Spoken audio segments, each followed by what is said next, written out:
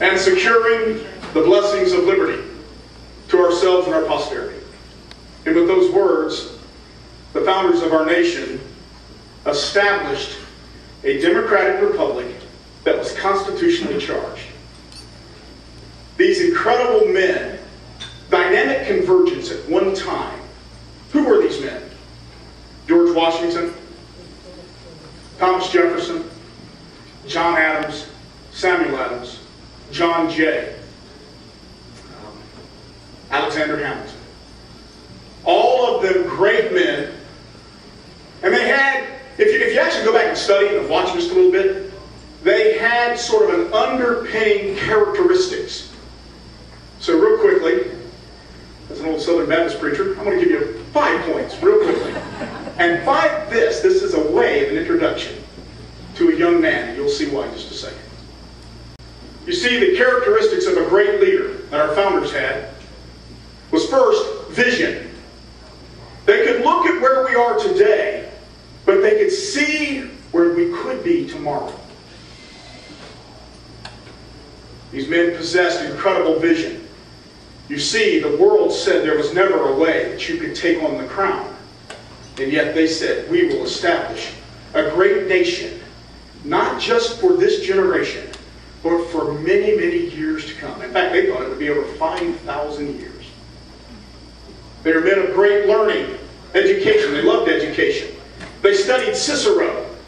They studied Montesquieu. They studied Adam Smith, Wealth of Nations. They studied the Bible, to know the Scriptures. They were great men of character integrity. I think of George Washington, 67 times, falling on his knees, beseeching Almighty God for the providential blessing of this nation when everything looked bleak. I hear that James Madison says that the Constitution that they've given us would not even work unless we had a moral and virtuous people led by moral and virtuous leaders. Fourthly, they had incredible courage. They pledged their lives, their fortune, and their personal honor. And finally, they were men of incredible tenacity. They never gave up. In the bleakest moments in establishing a nation, they never gave up. They just kept coming because their call, their charge was so great. And every generation is required to have these leaders. We celebrate one of them tonight as our namesake, Abraham Lincoln, 80 years later, when the nation was about to separate. And the vision of our founders would have dissolved. He had a great integrity, courage, and wisdom and vision. 120 years after that, our other namesake, and a man that I got to watch, a man that I consider from a distance a mentor, Ronald Reagan. We had slipped into the malaise, as he called it. America was slipping into a second-rate nation, as some said. And he stood with the same vision and learning, character, courage, and tenacity. Well, how about us? Alas, here we are. In a generation that I'm beginning to hear that many people say maybe our best days are behind us. Now here's the question I ask you. Is this the last generation that will receive the great blessings of Almighty God? Are we the end? No.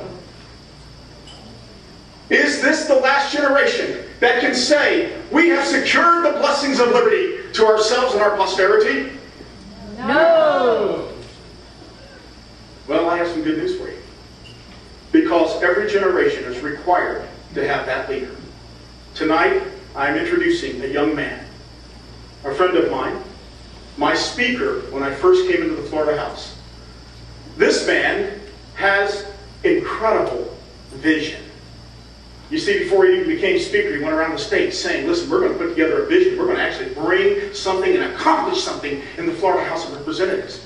We're going to accomplish government that comes from the people. And we did. He is a man of great learning, He's a very educated man. He went to the University of Florida, I'll give him that. But besides that, he is a great man of great learning. He is a man of incredible integrity. You know, in these days, they try to attack us. The first thing they try to do is go after your character. He is a man of incredible integrity. And he brought that integrity to the Florida House. By the way, I've been blessed to serve under two great speakers, Marco Rubio and my good friend Larry Creel, great men of integrity. Fourthly, he is a courageous man.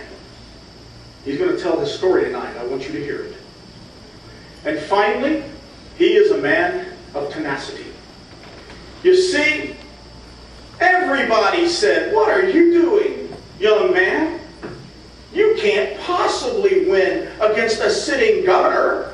You can't possibly win because Washington's already dead. They've already said who's going to win that seat. You've only got 6% name ID across the state." And he just kept coming. Ladies and gentlemen, for this generation, for the blessings that we must secure for our generation and the next, God has providentially, I believe, blessed us with another great leader.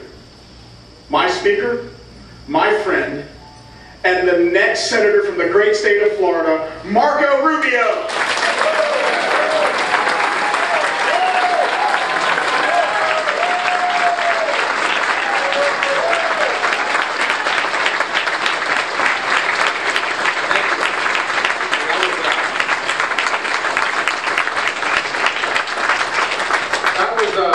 That was a really good introduction. I need to take him on. What are you doing on Monday?